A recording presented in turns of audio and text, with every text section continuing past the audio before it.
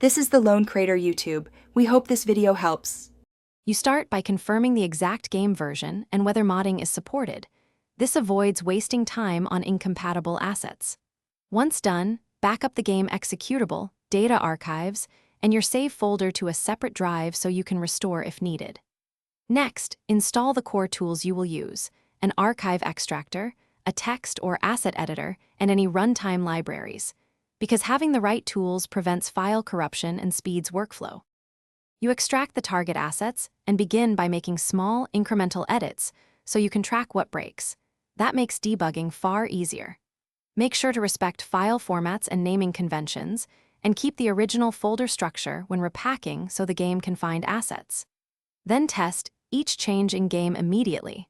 Running a quick in-game check after a minor tweak helps isolate problems and confirms that your workflow is moving toward the desired result.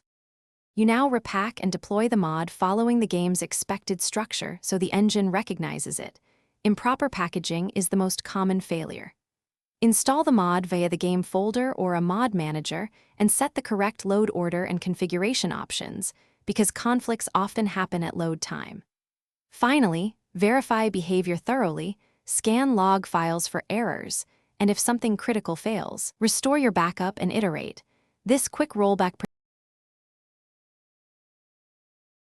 Thanks for watching. Consider subscribing if we helped you.